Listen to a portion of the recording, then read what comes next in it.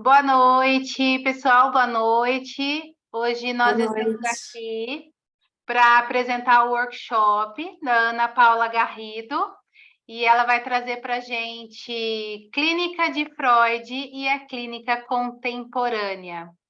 Com você, Ana. Obrigada, Si. Gente, é um prazer estar aqui. Muito obrigada pelo convite também. Acabei de entrar no Instituto. Estou muito honrada, viu? Obrigada aí pelo acolhimento de vocês, tá? Então, acho que a gente já pode começar, né?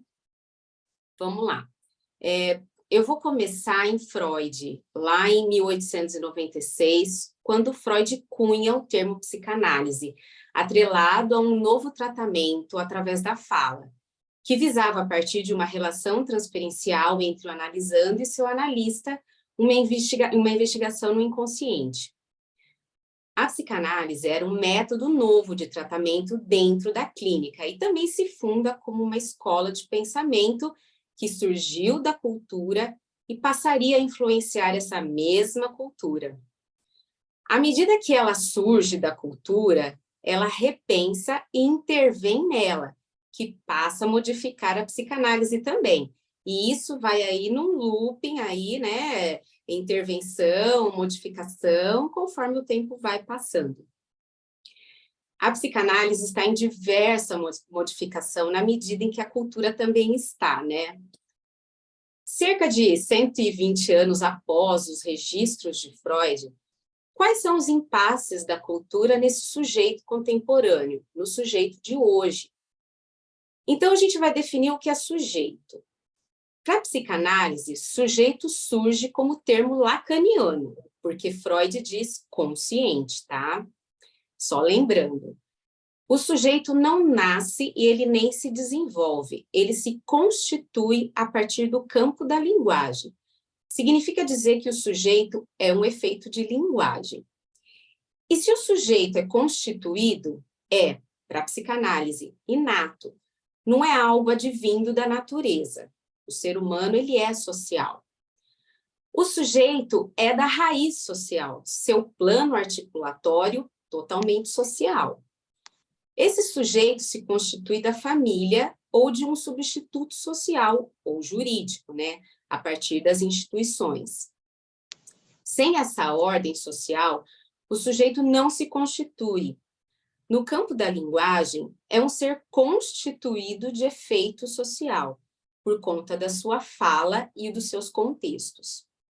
Sem ordem social, não se constitui sujeito, certo?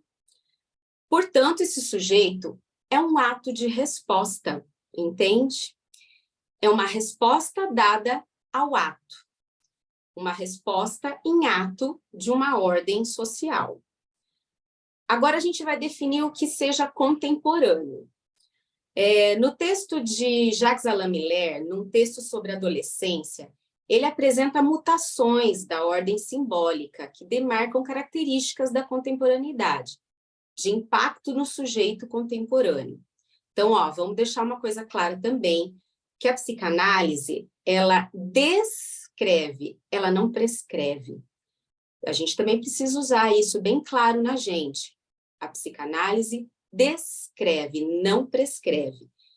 Não há julgo de boa ou má, né, conduta, mas tem suas descrições, tá? Então, vamos lá. A cultura está em constante mudança e 3 aspectos para se observar nelas. Primeiro, o declínio do patriarcado. Essa é a mais perceptível da ordem simbólica, tendo como resultado que é o saber de bolso. O que é o saber de bolso, gente? O celular. Boa constatação do declínio do pai, gente, do patriarcado. Porque ao invés de buscar um saber em alguém que ocupa esse espaço de sabedor, de grande outro, um lugar central do patriarcado, então eu recorro ao saber do bolso, no seu próprio bolso. Grupo de WhatsApp, Instagram, Telegram, influencers. A pulverização do saber ao invés da centralização, né? Pulveriza ao invés de centralizar. Pulverização do saber, não mais a centralização do saber. Segundo, a destituição da tradição, em que aconteceu um recuo das tradições culturais, como modo de fazer com o corpo, a sexualidade. Antigamente, a gente tinha um percurso a percorrer, por exemplo, as tradições religiosas. Nasce, cresce, casa, tem filhos e morre. E essa pré-concepção hoje já não serve mais. É preciso, então, outra via. A gente vai descobrir individualmente com cada um. Terceiro, déficit de respeito. É a demanda do eu querendo ser respeitado, ficou sem destinatário. Com a queda do patriarcado, com a queda do grande outro, para quem eu destinava minhas cartas ou reivindicações, esse pedido, quero ser respeitado, ficou ao léu, ficou sem rumo. Para quem, então? Para quem? Né? Para quem que eu me coloco? Para quem que eu peço respeito? Quem poderia satisfazer essa demanda, que é minha? Quero ser respeitado. Isso ficou obscuro. Então, o déficit de respeito está aqui, tá? Então, quais são as consequências sobre o sujeito contemporâneo? A psicanalista, na sua tese de doutorado, A Clínica do Sintoma e o Sujeito Contemporâneo, Ondina Maria Rodrigues Machado, ela descreve o seguinte: parece que o sujeito contemporâneo está na falta. Falta de um rumo, referência, um ponto universal. Na contemporaneidade, estamos vivendo uma mudança de gozo. O gozo era recalcado nos tempos de Freud, baseado na castração do patriarcado. Se ele cai, o patriarcado, então a castração ela não é mais relevante. Esse gozo recalcado nos tempos de Freud passa a ser agora o que a gente chama de gozo como direito, na atualidade. Hoje, o objeto de desejo ocupa um lugar de agente do discurso, indicando que o sujeito contemporâneo, ele se orienta a partir do objeto. Hoje, o objeto se impõe ao sujeito. É a busca pelo objeto, não pelo ideal. E qual que é o resultado disso?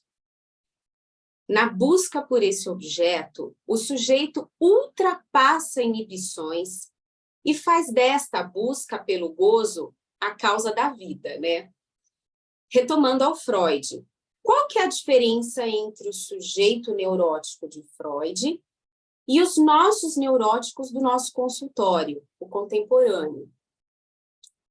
A diferença está no fato de que hoje se sentem no direito de gozar de todos os objetos, enquanto o neurótico freudiano se sentia culpado em querer tudo. Hoje temos um sujeito se sentindo no direito ao objeto, portanto, ávido pelo consumo. O imperativo de hoje é: goze, compre, use, tenha, faça, lambuze-se. O direito de gozar virou uma obrigação de gozar. Olha só. O direito de gozar virou uma obrigação de gozar. Tá vendo como é distante isso? Como mudou muito, né? Podemos dizer que o contemporâneo não é livre coisa nenhuma, né? Se você prestar bem atenção dessa mudança. Tínhamos sujeitos culpados, freudianos, né? Os descritos freudianos. Agora temos sujeitos extremamente angustiados. Angustiados, ansiosos, drogados, né? Nisso, o ideal do eu foi substituído pelo objeto ideal. Se perguntar para os jovens de hoje o que quer ser quando crescer, A resposta será: quero ter um carro, quero ter um iPhone. Ao invés de responder, quero ser um professor, um dentista, né? Eu quero ter. Antes era, eu quero ser. Hoje, eu quero ter, né? O percurso do que eu posso ser foi substituído pelo que eu posso ter ou comprar. Mas eu posso mesmo? Posso tudo? Então, qual é o grande outro de hoje? Lembrando que o grande outro é a lei, o pai, a linguagem, que na época de Freud, esse gozo era regulado, era delimitado, tinha cerca bem restringida, né?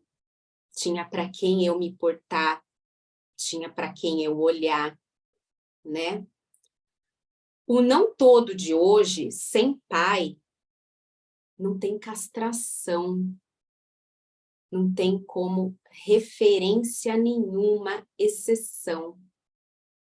Não tem referência de exceção. Por isso, goze de tudo, sem limites.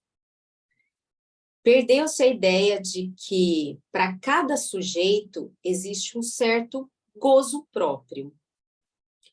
Hoje ninguém goza mais do que goza antes. Simplesmente sentimos prazer. Claro, é assim que o ser humano vive, né? O prazer. Mas a diferença está na obrigatoriedade de gozar, que o sujeito se impõe. Vamos lá, vamos resumir? Mais contemporâneo do que a palavra capitalismo. Entendem a conexão? Então, o grande outro hoje é gerador de consumo. Hoje não é o que eu quero ser, mas sim o que eu quero ter. Não há modelos identitários pré-estabelecidos para o sujeito adotar. Que referência que se tem? Consequência. A psicanálise lida hoje com um sintoma mudo. É o sintoma paralisado pelo choque do consumo imediato. A gente assiste, neste século, uma sociedade marcada pelo fenômeno da violência e dos deslocamentos dessa violência. O que a gente vê de deslocamento da violência? Racismo, né? Violência contra a mulher, feminicídio, né? Próprio abuso infantil, pornografia, pedofilia, né? É o deslocamento dessa violência. O que pode a clínica psicanalítica diante deste sujeito cindido, desbussolado? Desbussolado não é um termo meu, é um termo dos escritos da Undina Maria, tá? Mas cabe muito bem, né? Um sujeito sem rumo. Para onde eu olho? Para que lado eu vou? Mas, na verdade, não é essa hoje a pergunta, né? Onde eu tenho que olhar para ter, né? É um desamparo identitário, a fragilidade do símbolo. Nós lidamos com pessoas com fragilidade de símbolos, tá? Com o propósito da transferência, Lacan, Freud e os seus discípulos, até chegar particularmente em nós, dentro do nosso consultório, da nossa lida, o lugar de suposto é constituído e modificado pelo grande outro, porque o que não há no sujeito será constituído por esse papel do grande outro, que é o símbolo, o simbólico. Existe uma maior tolerância no tocante à sexualidade hoje em dia, mas a violência urbana, no consumo de drogas e outras pragas sociais se alastraram num grau que Freud jamais poderia ter visto e imaginado nos tempos dele. Sobre a transferência, o grande outro pode ser mudado, furado pela análise, porque lembrando que, na contemporaneidade, ele não existe. Damos o suporte e mostramos as inconsistências desse outro que é simbólico. Então, ele pode ser modificado, porque eu vou lá e vou cutucar, eu vou apresentar. Lembrando que a gente não prescreve, a gente descreve. Então, a gente vai descrever os furos dessa pessoa, esse desbussolado, esse sem rumo. Cada ser falante tem o seu suposto grande no gozo do consumo. Nossas intervenções furam esse suposto. Aí, começando a falar da gente no nosso papel. Por exemplo, eu tenho que viajar, uma fala do paciente, e a gente intervém. Por que você tem que viajar? Ah, eu quero tal coisa. Aí a nossa intervenção deve ser, por que você tem que ter? Ah, mas eu tenho que fazer aquilo. Por que você tem que fazer? São as inquietações que a gente vai cavando, a gente vai sugerindo. O paciente percebe que esse grande outro se duplica, porque esse outro não precisa ser assim, do jeito que eu penso. Pode ser daquela outra maneira, ou da outra, um novo caminho, um novo percurso, né? Levamos o paciente a linhas diversas de horizontes diversos.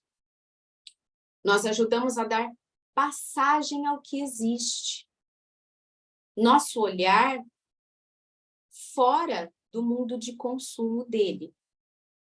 O amor transferencial, o laço, a conexão, base da psicanálise, vai permitir levar ao caminho do sintoma. Olha só, o amor transferencial vai permitir levar ao caminho do sintoma.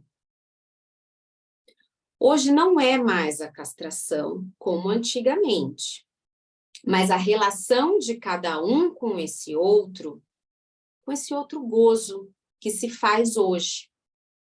Lembrando que gozamos, a humanidade goza, mas em cima do quê? Né? Época de Freud, o grande pai, e hoje, né? O sujeito encontrará na psicanálise um gozo que não precise chegar ao ato destrutivo, como as drogas, o racismo, a violência, o consumismo, né? Através da livre associação, tempos lógicos de Lacan, a clínica do cindido de Ferenczi, a clínica do abandonado do Winnicott, né? Então, nós emprestamos o nosso olhar com diferentes linhas pós-freudianas, né? A psicanálise vai oferecer ao sujeito o gozo civilizado da contemporaneidade. Entende? O gozo civilizado. Palavra forte, porém necessária nessa fala toda até aqui, tá? O divã hoje é o objeto questionável de muitos observadores do manejo clínico e tem técnicas próximas para obter ganho com a disposição como um divã. O online veio para ficar, fruto da pandemia, né? Poucos resistem. Os mais velhos, eles preferem mais o encontro, ligar, marcar, esperar o horário numa sala de espera, né? Hoje não mais. Você pode ter o conforto da tua casa, né? Mas aí a gente pode até pensar, a gente perde um pouco no contato visual total que a gente tem que ter num analisando. A maneira como ele se senta, a incomodação do corpo, se ele tem uma tatuagem, se ele vira os olhos e a gente não percebe na câmera, sabe? Tom de voz também. Isso é perdido.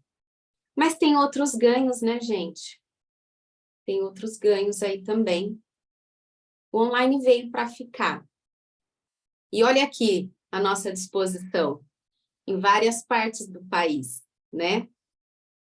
Isso é fruto da modernidade, contemporaneidade. Nós temos o desafio de ajudar na caminhada subjetiva do indivíduo. Lembrando que seja subjetividade, gente.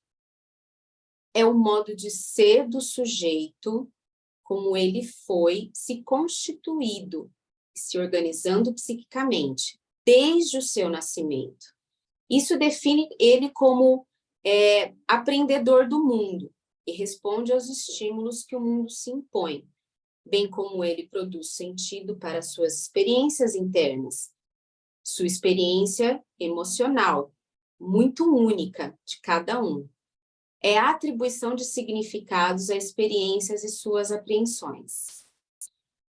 Podemos identificar com a nossa escuta psicanalítica as angústias predominantes e as defesas que são mobilizadas para lidar com tais angústias.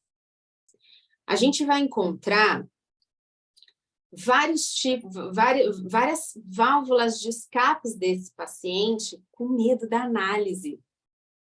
Vocês já devem ter percebido, né?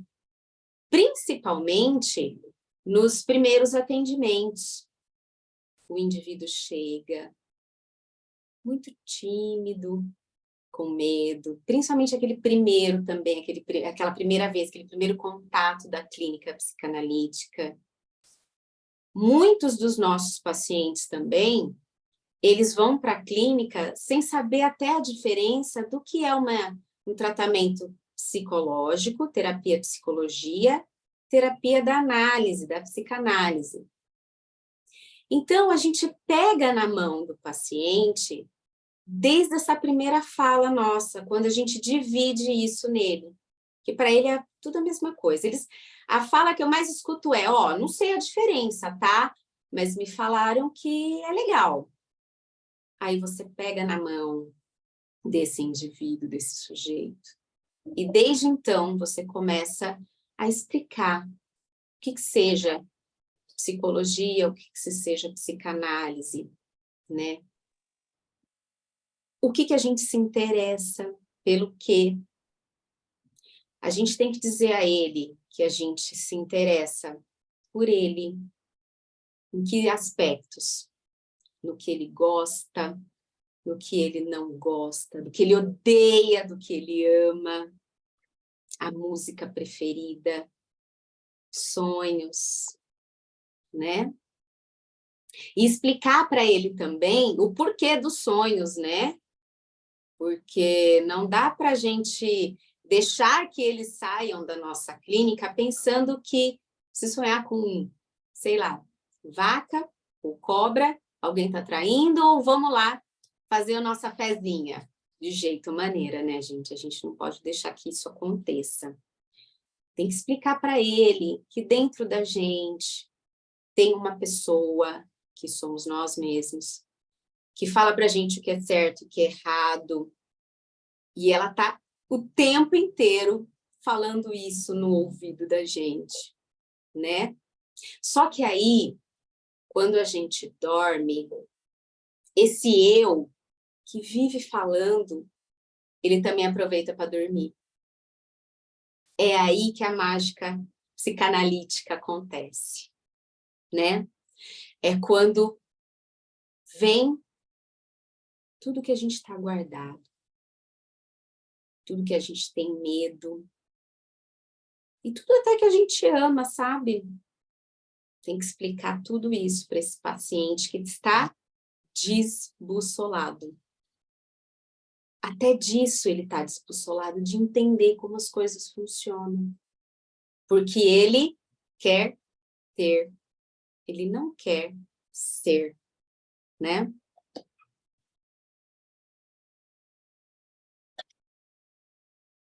As interpretações, os manejos clínicos e técnicos ao longo do processo psicanalítico permitirão ao sujeito se reposicionar diante da vida e das suas dores. A análise é uma experiência que transforma. Pode-se sair dela sem o sofrimento da qual a gente se queixava inicialmente, mas ao custo de uma mudança. Ao fim, não seremos os mesmos sem dor. Seremos outros e diferentes. É uma viagem em si não muito fácil, nem indolor. Isso a gente também tem que avisar o nosso paciente. A gente também precisa avisar que vai ter dias em que ele vai sair da nossa clínica querendo ver a gente morto. Mas a gente também tem que avisar que a gente está numa escuta profissional. E deixar aí. Deixa que ele se aveja com o que ele recebeu. E com os sentimentos despertados. A dor de ouvir. Às vezes do início nem entender. Né? Não entende mesmo muitas vezes. Mais uma vez, psicanalista, ele não prescreve, ele descreve. Então, se ele está descrevendo o que ele está vendo no paciente, através da escuta psicanalítica, nossa escuta atenta, né? A gente tem que avisar que vai causar dor às vezes. Também faz parte do nosso papel, tá? Está na contramão do narcisismo infantil, onde predomina a busca imediata de gratificação para os impulsos. Precisamos avisar. Onde que está essa gratificação? Onde que ele está se sentindo grato na vida? Como? De que maneira ele goza da busca dele, né? O mal-estar contemporâneo é feito da desregulação e do excesso de liberdade individual, da privatização. É fruto do excesso pulsional e da fragilidade de simbolização das referências subjetivas.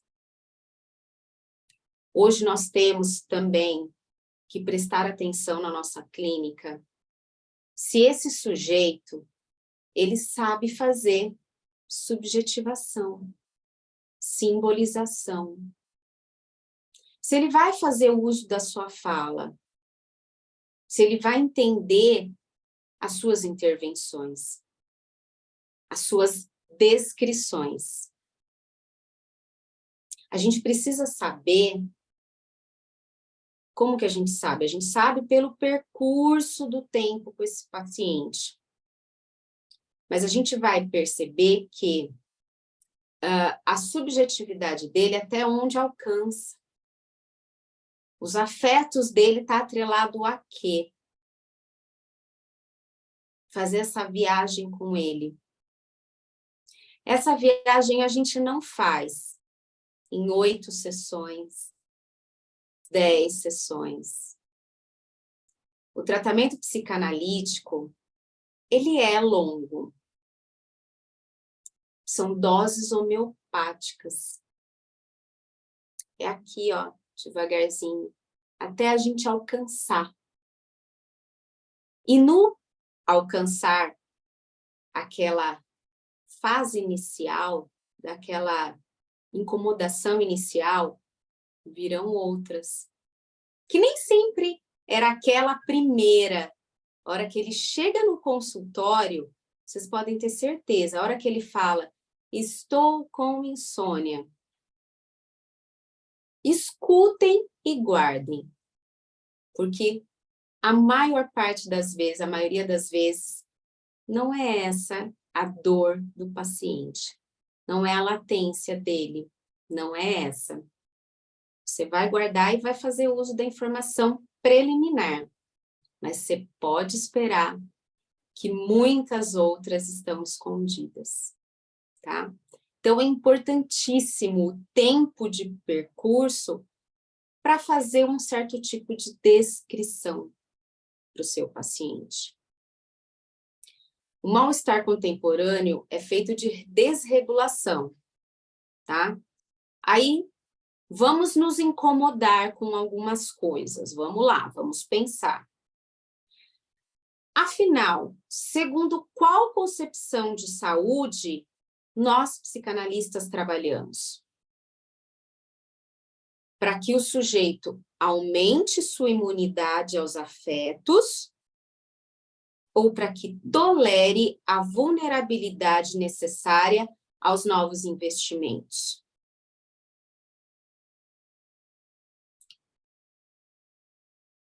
Para poupar o sujeito dos riscos ou para que a sua vida possa expandir-se? Para que se proteja contra a doença e a morte ou para que amplie sua normatividade? Para que mantenha um perfeito estado de bem-estar ou para que tenha liberdade de prescindir dele?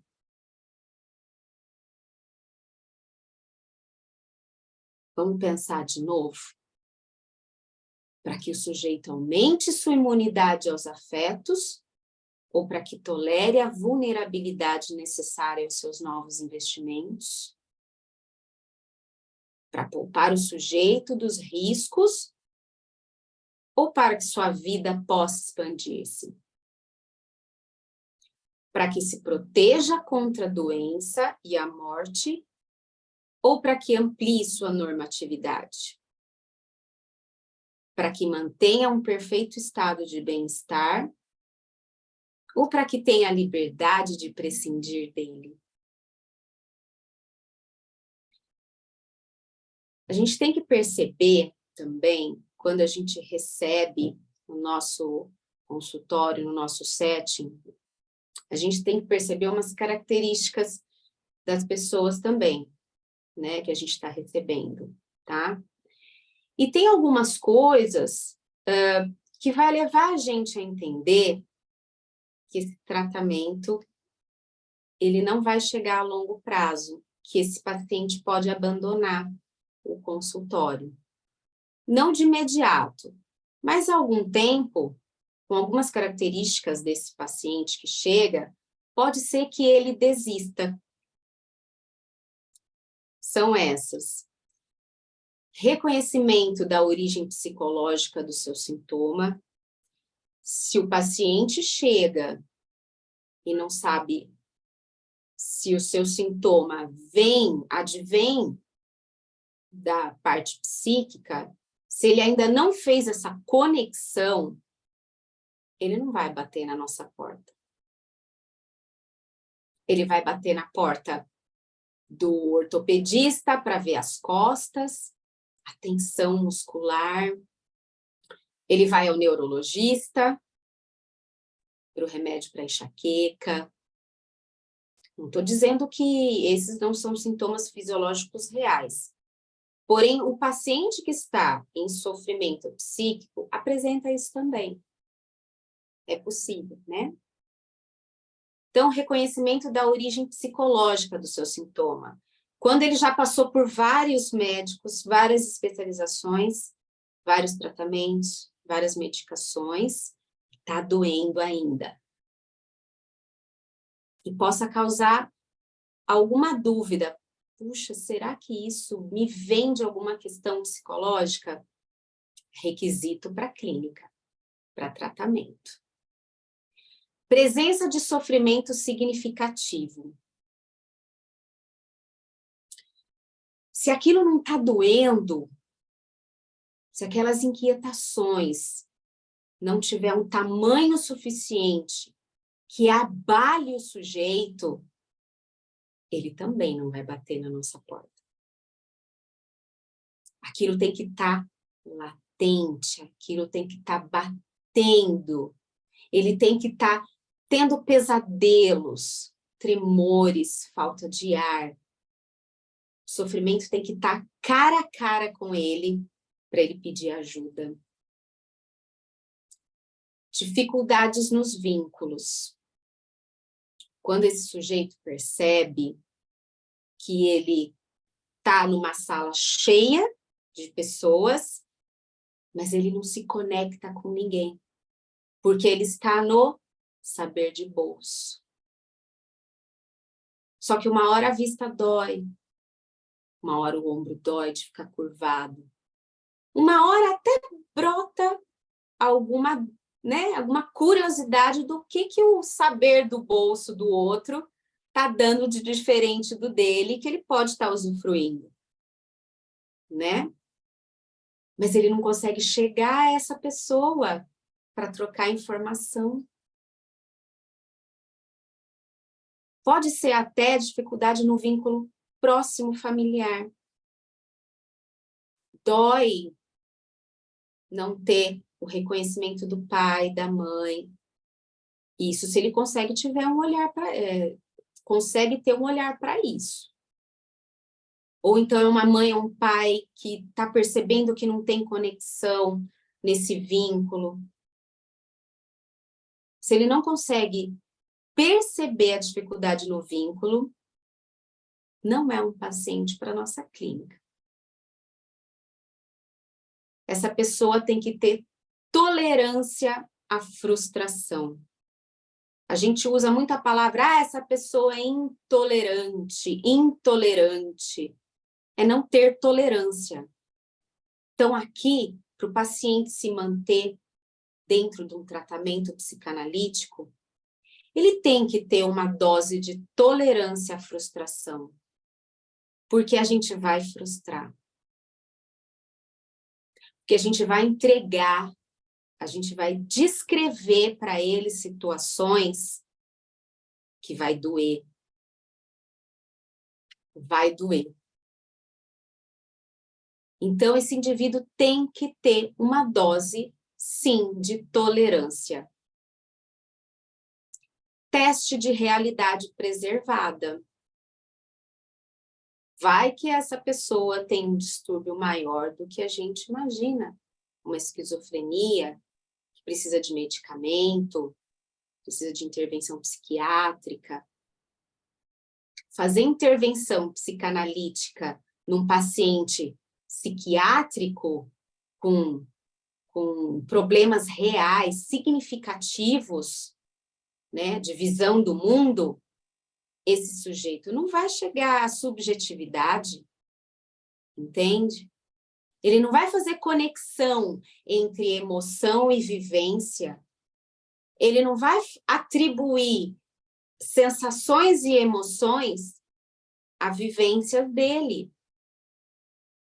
Se não tiver a realidade preservada, o nosso papel também não tem serventia ali, nessa pessoa.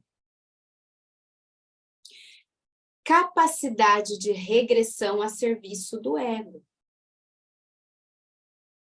Eu tenho que conseguir retornar às minhas primeiras impressões. As minhas reais impressões. Quem sou eu? O que eu quero? O que realmente eu preciso? Ele tem que ter a elasticidade desse pensamento do que é o ego e do que é que me vem de fora para o ego. Capacidade de estabelecer uma aliança terapêutica.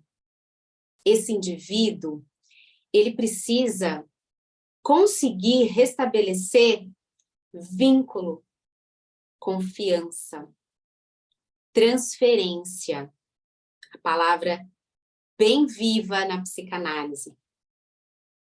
Sem transferência, não existe intervenção psicanalítica. Se não tiver vínculo, não tem transferência. Não tendo transferência, não tem nada. Não tem tratamento, não tem vínculo, não tem descrição. O psicanalista não vai conseguir descrever, porque ele não vai ter material para isso. Sem material, o psicanalista não vai conseguir trabalhar. Quem faz essa ponte é a transferência. Sabe? Razoável força do ego. A vontade do paciente, mas a vontade real de fazer alguma coisa por si. É aquela vontade de sair do seu papel de sofrimento. Sair do papel de vítima para protagonista da sua vida. Força do ego é isso. E um nível de inteligência bastante mediano, né? Uma pessoa que não tem um mínimo, né, de inteligência, ela também não consegue fazer toda essa lista anterior. Força de ego, estabelecer aliança terapêutica, regressão ao serviço do ego. Ela não tem nem preservação de realidade, ela simplesmente vive. A pessoa que não tem inteligência, né, ela também não vive, ela é levada. Ela é levada para onde chamarem. Pode ser até levada a ser chamada pelo nosso trabalho na clínica, mas ela não vai perdurar. Essa clínica vai ser limitada. Não vai ser um paciente de vínculo com você. Terapeutas, cuidado com o seu ego. Lacan chama atenção para o ego do analista. Nós não salvamos ninguém. Nós emprestamos o nosso poder de descrição. Nós não salvamos ninguém do buraco. A gente entrega o que ele precisa para sair dele. Não coloque uma medalha de psicanalista aqui no peito, querendo salvar o mundo. Se a pessoa não tem vontade, você pode fazer o que você quiser. Ela não vai sair do lugar. Então, você, terapeuta, psicanalista, psicólogo, cuidado. Esteja com a sua análise em dia, para evitar fazer a sua própria análise usando o seu paciente. Você vai entrar numa contratransferência com esse paciente. Você vai mudar o relacionamento. Não é saudável. Não é o que se espera de um analista. Esteja com a sua análise em dia, sua supervisão. Se sentiu incomodado, é super normal a gente se sentir incomodado com algum caso. Se sentiu incomodado, procure um colega, pague uma supervisão. Vai ajudar a fazer assim o seu tratamento. Não se pode mudar a direção do vento, mas pode-se alterar a posição das velas. Como diz Guimarães Rosa, Viver é um descuido progressivo. Que lindo isso, né? Viver é um descuido progressivo. E a nossa clínica, ela pega na mão, ela vai descrever o que tem na frente desse paciente. Vai furar onde precisa ser furado, como se tivesse uma tela em branco na frente desse desbustolado, e a gente faz uma manchinha, aí a gente faz um furinho, aí a gente vai aumentando devagar, e outros furinhos nessa tela que está toda manchada da realidade, a gente vai furando devagar, aqui, ali, vai abrindo devagar. Aí a gente começa a apresentar conforme nossa descrição para ele.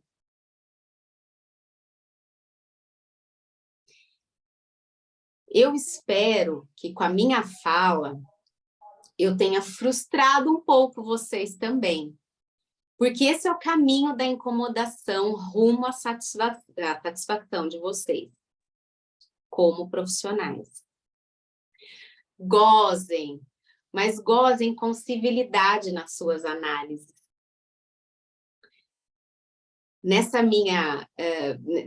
meu conjunto de falas, eu li alguns autores que eu queria passar para vocês também, tá? São autores da contemporaneidade, extremamente importantes para nós agora, porque eles vão descrever com um olhar mais de agora quem é essa pessoa que a gente recebe, o que ele precisa. São diferentes estudos de caso que vão ajudar a gente a lidar com esses diferentes gozos, esses diferentes olhares de consumo, essas pessoas ansiosas, anoréxicas, são nossos pacientes de hoje, tá? Então, eu queria que vou convidar vocês a lerem um pouco mais sobre François Douto, André Green. André Green é incrível. Jacques Alain Miller, Ferenczi. O Ferenczi, acho que eu voltei. O Ferenczi, ele é bem próximo de Freud, mas o trabalho dele com a clínica do cindido, do abusado, ele é muito atual. E são só, acho que 4 ou 5 livros dele, ele escreveu pouco, né? Freud foi indicado mais de 10 vezes, né, ao Nobel de Literatura e tudo, da escrita gostosa, né, dele, apesar dos tempos dele, né? Mas o Ferenczi também tem uma escrita boa de entendimento, para a gente entender melhor esses abandonados de hoje. Maria Rita Kell, né? Tem um livro dela que eu gostei demais. Marion Minerbo. O próprio dicionário de psicanálise também ajuda bastante a gente, tá? E eu queria deixar um forte abraço para vocês e estou à disposição. Vocês têm o meu contato, né? Eu dividi um pouquinho do que eu tenho visto, do que eu tenho lido, né? E quem sabe outras oportunidades aí a gente pode ampliar a nossa conversa, né? Então eu volto a bola para minha amiga aí, Simone, né? Agradeço aí a todos a atenção. Pode fazer pergunta? Pode. Seria, então, muito mais desafiador para nós da contemporaneidade trabalhar, analisar sujeitos hoje que precisam agradar o outro e não a ele mesmo? Primeiro começa com o trabalho da análise de sonhos, que a gente tanto considera também, né, no tratamento. Mas hoje em dia, os nossos pacientes são ansiosos o suficiente para não dormirem direito. E como que vem esses sonhos de uma pessoa que dorme errado, dorme mal, dorme através de medicação? Então, a gente já tem um entrave aí quando a gente começa falando de tratamento da contemporaneidade. O sono já não é bom o suficiente e interfere na questão física. Interfere na atenção, interfere no pensamento, na produtividade. Cai produtividade, cai também autoestima. Cai autoestima, cadê o nosso paciente? Com forças para procurar a nossa clínica.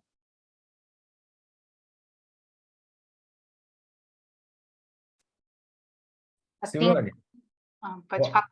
posso falar? O Ricardo perguntou aqui no chat como tratar um paciente com inibição. Ana, por favor. Inibição, medo de se expor, né? Cadê essa pessoa? Se você entregar, por exemplo, uma ficha de anamnese, nós não fazemos isso, mas é um exemplo, para vocês terem uma ideia de que essa pessoa nem se conhece e também quer se proteger. Se você entregar uma ficha com algumas preferências dessa pessoa, ela não vai saber nem responder. Ela vai ficar na dúvida. A cor da roupa que ela quer usar hoje. É um paciente totalmente sem entender quem ele é. Então, ele se inibe porque ele não consegue chegar ao outro. Se ele não chega ao outro, ele vai apresentar quem ao outro? Ele não tem quem apresentar ao outro. A gente tem que construir, ajudar a construir essa pessoa. Ajudei? Quer acrescentar alguma coisa, Fernando, nessa minha fala? Não. Eu quero fazer um comentário no que você comentou a respeito do acolhimento do paciente, né? Da empatia, né? Eu só vou reforçar. O que a Ana Paula comentou é o que eu sempre falo para todos vocês em sessão individual, nos grupos, na supervisão. Criar a empatia, né? Com o paciente, né? Com o cara que vai ser atendido, a moça, enfim. É importante. Então, eu vou mais além. O ego não pode estar muito alto nessa hora, senão você não consegue fazer clínica. Você não consegue atender ninguém, porque você vai querer ser mais do que o paciente que ele está esperando. Então, nós temos que ter a empatia muito grande, criar empatia para nós conseguirmos fazer a carteira de pacientes. É só esse comentário, né? Seguindo o que a Ana comentou, que bate com o que eu sempre estou falando para todo mundo, né? É isso, tá bom?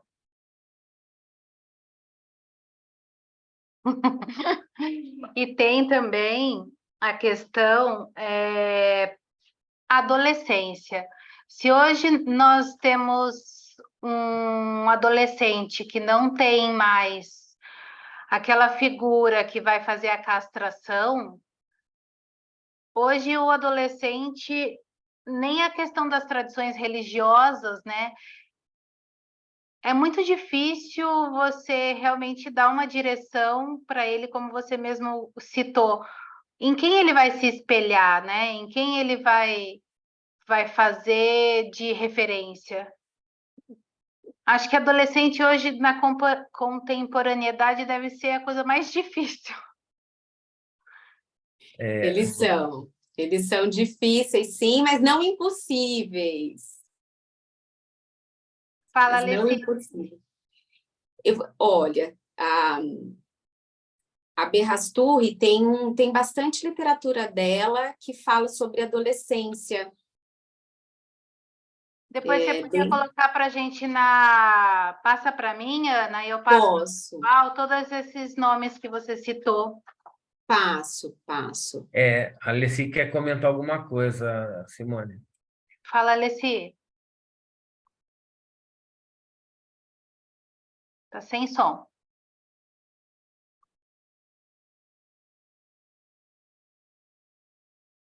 Opa.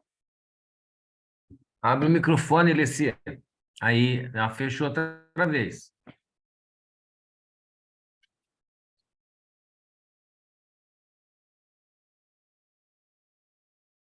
Abriu. Isso. Eu só queria fazer um comentário ali a respeito do cuidado com o ego. Ao contrário também, né?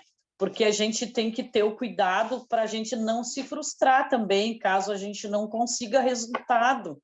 Não só aquele ego que vai se sentir melhor que mais do que a pessoa que está ali à sua frente, mas para a gente não se sentir fracassado. O que aconteceu aqui? Por isso que a gente tem que ter bem claro o tipo de paciente que mantém o tratamento junto com a gente. Por isso que a gente tem que ter bem claro, por isso que a gente tem que conhecer quem a gente está recebendo, e a gente não conhece em só 6 meses. Então, quando a gente conhece esse paciente, a gente também vai entender e vai trabalhar na gente se ele vai permanecer ou não. Teve uma situação comigo que, assim, teve um paciente meu que a sessão custava um X, isso foi 5 meses de tratamento, de sessões, aí ele não atrasava, aí ele atrasou um dia, o pagamento. Aí, na outra semana, ele atrasou e veio, pagou as 2, ou seja, ele começou a falhar. O que eu tiro disso? O tratamento está pesando para ele. Aí, teve um certo dia que ele foi na sessão, falou que ia pagar o dia seguinte, pagou quase o dobro da sessão e não voltou mais. O que eu tiro disso? Quando ele paga mais do que a minha sessão, que minha sessão vale. Sabe o recado que ele mandou para mim?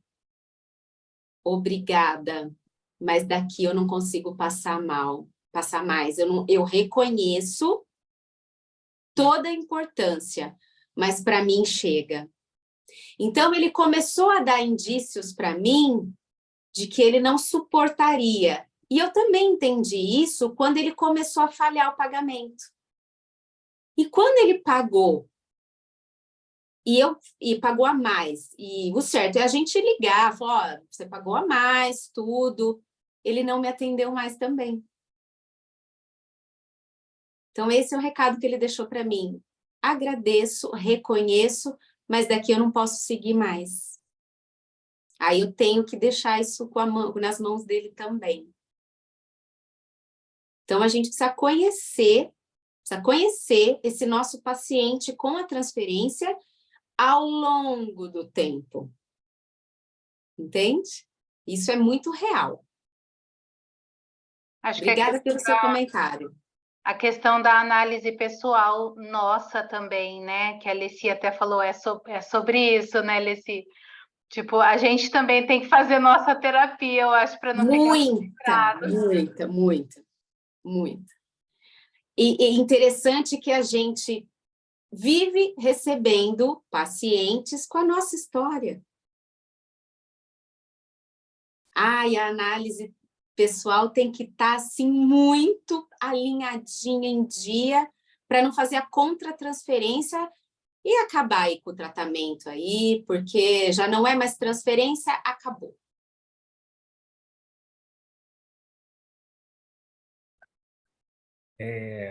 Posso comentar uma coisa, Ana? À vontade. Tá. Aqui estamos em grupo. Esse paciente seu, ele ia semanal? Semanal. Tá. Extremamente regrado. Tá. Extremamente regrado, extremamente organizado. De repente, ele começa a falhar. Então, quando você percebeu isso, e ó, isso aqui é uma ideia para todos nós. Veja bem, posso estar errado também, tá? Quando você percebeu essa pequena falha depois, tal, como você percebeu o recado, você não poderia, antes dele não te atender mais, perguntar para ele, ô, meu amigo, vamos fazer mais espaçado para ele manter a terapia, Ana? Eu até poderia, se a questão fosse pagamento. A questão não era econômica, a questão era sofrimento psíquico, que ele não queria mais ficar à mercê dessas situações de incomodações. Porque nós fazemos incomodações com as nossas descrições. Ele tinha uma doença autoimune e ele usava a doença como desculpa para morrer.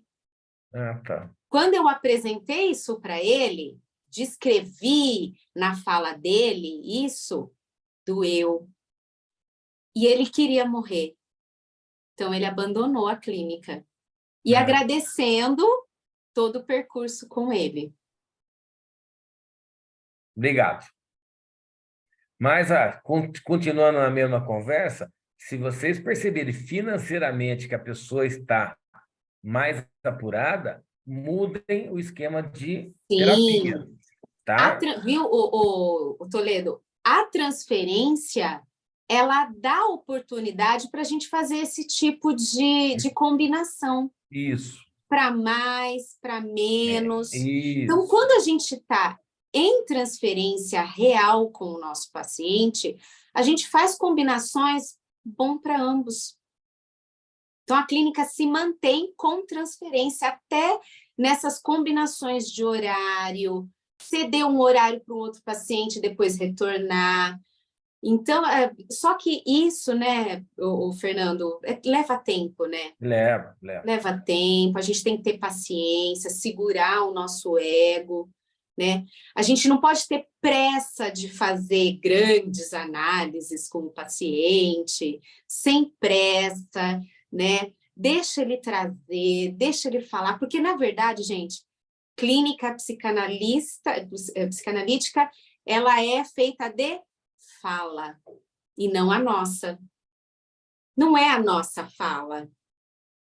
É a fala do paciente, é o nosso material.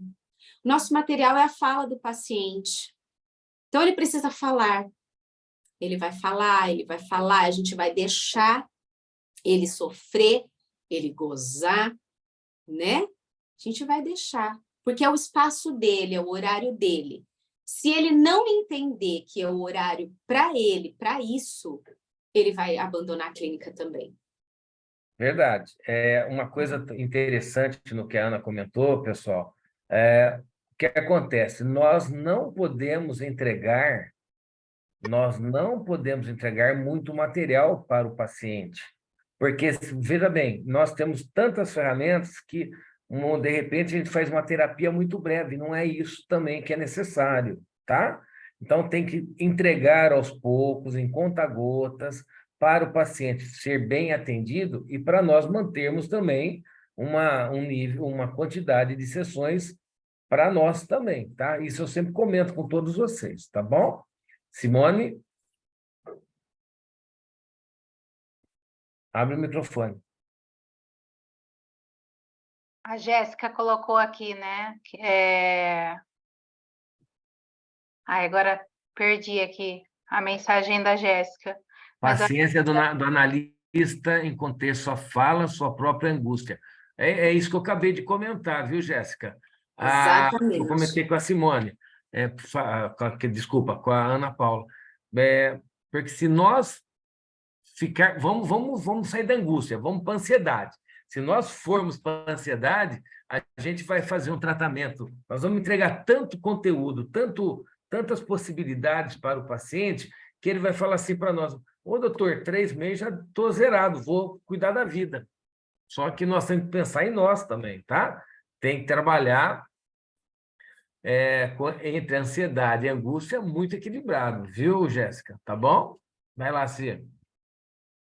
Tem a questão do conhecimento de bolso, que a Ana Paula fala também, né? Isso. Jacques Lamillère, que ele fala, extremamente maravilhosa a colocação dele, né? Nossa, esse conhecimento de bolso, eu acho que ele devia só ficar no bolso. Mas viu, Ana Paula, todo mundo aí, é, essa terapia de bolso, né, é para nós utilizarmos ela constantemente, tá? Nós temos que usar essa como uma ferramenta diária nossa, tá? Se nós não usarmos, a gente não consegue fazer uma boa sessão de terapia, de psicanálise, Sim, tá? sim. É Ana, que quando ele fala no saber do outro, né? Para você ter uma ideia como funciona o algoritmo da busca, por exemplo, né? Por que a gente fala que a internet emburrece? Porque se você coloca no buscador uma palavra, ele vai entregar tudo sobre aquela palavra, não mais aquilo. Então, você não tem mais pós, contra, você não tem sugestões, né? Palavras que não tem a ver com o tema, mas só que se você coloca só uma palavra, a internet só dá aquilo. Então, você não tem leque de pensamento.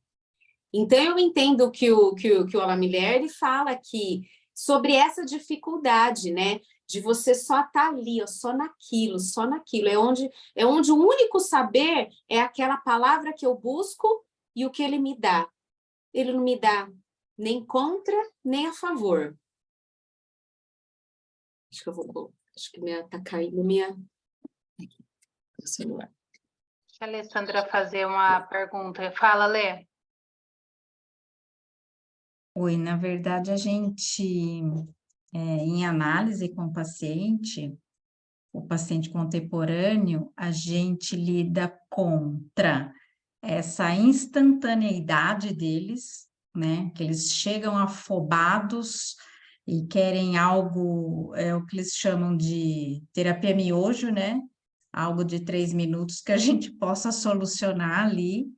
E também, juntando essa observação do algoritmo, as pessoas hoje ainda estão muito binárias, né? Então, se não é A, é B. E, às vezes, a questão, ela está no meio desse leque que há entre A e B, né? Então, tentar mostrar que são infinitas possibilidades entre esses dois pontos, para essas pessoas que hoje querem tudo para ontem, né? Porque a gente está num mundo que estimula isso constantemente, é uma batalha que a gente tem ali toda a sessão, porque é nítido que você vê que às vezes eles ficam muito ansiosos, parece que a coisa não vai, porque eles estão, eles e nós, né? Nós estamos desabituados com um ritmo mais nosso, né, orgânico, natural, tá tudo muito acelerado e psicanálise não combina com esse ritmo. Ana? Ela tem doses homeopáticas, né? A gente tem que deixar bem claro para esse nosso paciente que conversa de bar não é análise. E por que não é, né? Por que o meu influencer não é psicólogo o suficiente para mim? Né? A gente tá numa concorrência dura. Tá raso o negócio. Ninguém Tá mais quer raso. se aprofundar. Ninguém quer, porque dói, né? Dói. Dói. Dói. Dói. E é a fuga, né? A fuga que Freud fala, né? Negação, né? Ana, Oi. a Cris perguntou como a gente trata de uma pessoa introvertida. Faz cócega, Cris. Só não usa nariz de palhaço. Faz alguma coisa assim, né? Um par de orelha, muitas vezes, e assim vai fora. Dá uma ideia para a Cris, Ana. resgatar esse ego, onde ele está, fortalecer. Porque uma pessoa inibida é uma pessoa que não chega, né? Ela se esconde. Quando ela não chega, ela não sabe nem que ela está levando ao outro, né? Quando ela se chega ao outro. Então, ela se recua. E tem outra raiz também da inibição, né? Que é a preservação. O quanto o mundo pode ter machucado ela? Então, por isso que eu falo que é muito importante você conhecer o seu paciente para saber a raiz desse sofrimento psicológico, né? Então, assim, é difícil eu dar diretamente uma posição, mas investigam, dá a volta nesse paciente, investiga as histórias dela para entender se é uma dor psíquica do mundo, provocado pelo mundo, que ela entende que foi o mundo que feriu ela, né? Ou se é porque ela não sabe quem ela é para se apresentar. Acrescenta alguma coisa, Toledo? Eu acho que... Tudo certinho, mas eu não tiro a ideia de fazer cócega na pessoa, para ela rir um pouco, né? Para poder fazer um movimento, né? Porque o movimento, a gente vai mostrar para ele, né? Como a Ana falou muito bem, a pessoa está de mal com a vida, né? Alguém fez mal para ela, a pessoa está se escondendo de algum problema, aí acaba ficando mais introvertido. Tem uma série de situações. Por isso que eu comento sempre, né?